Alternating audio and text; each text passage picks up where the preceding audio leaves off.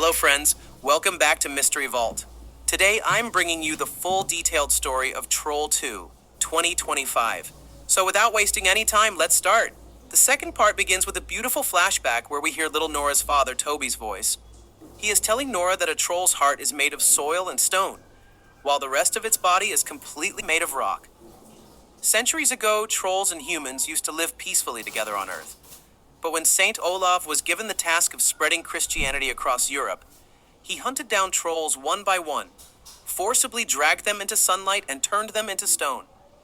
Crosses, church bells, and holy Christian objects always weakened trolls. Olaf had them all killed. These were the stories Toby used to tell little Nora in her childhood. That's why Nora always wanted to help the good trolls. Toby says that at that time, not a single human helped the trolls.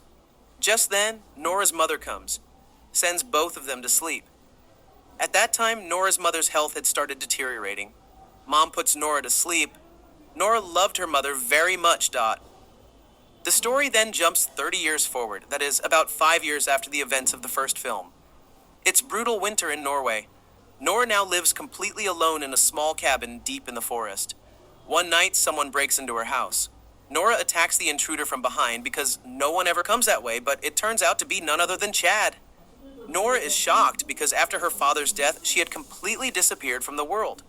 Chad says he came to meet her. He saw that Nora was doing research all alone. Nora says, "I like living alone now. Why have you come?" Chad replies, "Nora, I've come again to take your help. I wanted to quit the government job, but they won't let me, and now they are making huge plans against trolls." There, Chad sees Nora's new book, which she has dedicated to her father, Toby. Nora becomes very happy. Chad has read that book. Chad says, "I found something your dad would have loved." Nora instantly understands that another troll has been found. Both reach a secret government lab. There, Professor Larry, from the first film, and many scientists are experimenting on a massive troll. This is a troll from the Nazi era that had been sleeping for the last 100 years. They named it Jerry. It is even bigger than the troll from the previous movie. They are cutting off its body parts and doing research.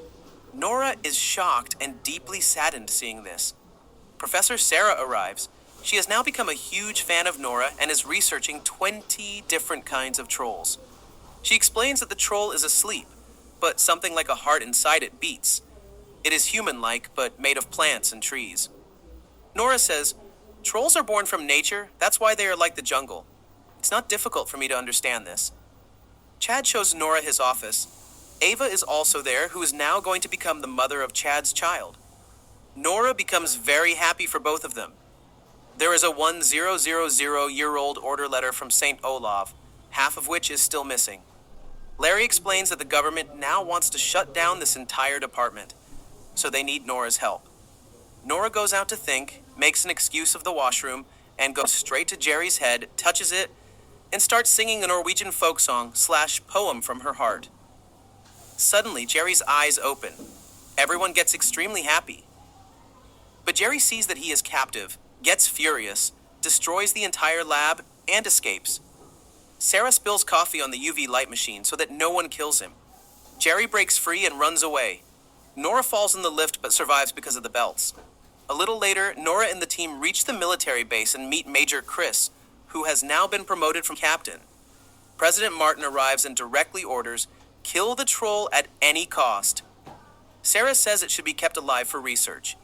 Nora says humans cannot control trolls. Martin says, "We don't want to control it.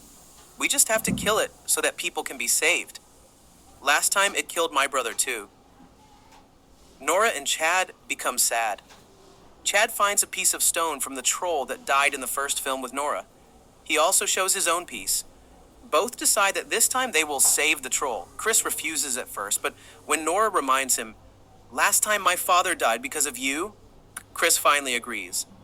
He shows them the new helicopters that have huge UV lights fitted so they can turn trolls to stone even at night. Sarah also wants to go along. Ava tells Chad, "Don't try to play hero, come back for sure." Chad promises. On the other side, a huge party is going on in a nightclub. Jerry breaks through the roof, starts picking up and eating hundreds of kids. Chris and Amir attack with UV lights from helicopters. Jerry uproots an electric pole and throws it. It hits Amir's helicopter. Amir says Allahu Akbar and gets martyred. Chris becomes furious. Now everyone starts feeling that this troll is truly evil. Nora takes everyone to the same cave from where the Troll King came out in the first film. There, they find another troll that always used to hide among the rocks. This is the same troll child that St. Olaf had thrown into the death pit. He has now grown up. Nora names him Kudrat, controls him by singing, and also teaches Chad the song. Kudrat agrees to stop Jerry. A massive fight takes place between Jerry and Kudrat. Jerry is much bigger and cruel. He breaks the ice and drowns Kudrat in water. Everyone thinks Kudrat is dead. Nora cries a lot. Then they find out that Jerry is heading toward Trondheim City, the capital, because that's where St. Olav's church is and he wants revenge. The team reaches the church and meets Priestess Lena. Together, they search and find St. Olav's real hidden grave under the church. The truth comes out. Actually, the church people got all the trolls killed in Olav's name, whereas Olav wanted to shift them to another place. When both halves of the letter are joined, the whole truth is revealed. Now Jerry is coming to destroy the entire city. The president is about to drop an atomic bomb. As a last hope, the team uses the huge lake of holy water under the church to fill guns and bombs. The terrible final battle happens at night. The church bell weakens Jerry, but he breaks the bell. Holy water weapons have some effect, but not enough. Then a huge roar comes from the other side. Kudrat returns alive. Both trolls fight in the middle of the city. The team realizes that Jerry's heart is his only weakness. The last holy water bomb has to be put inside his stomach through his mouth. Chad jumps from the helicopter with the bomb grenade, puts both inside Jerry's mouth. Jerry swallows him. A massive explosion happens inside the stomach. Kudrat pulls out and crushes Jerry's heart. Jerry dies. The entire team is crying over Chad's sacrifice. Many months later, renovation of the church has started again. Ava has given birth to Chad's son. The whole team comes to Nora's house for vacation. Chris and Sarah have become a couple. Outside, Kudrat now happily lives around Nora's house. In the post-credit scene, Professor Larry is in a secret lab. He has kept a small piece of Jerry that is slowly growing.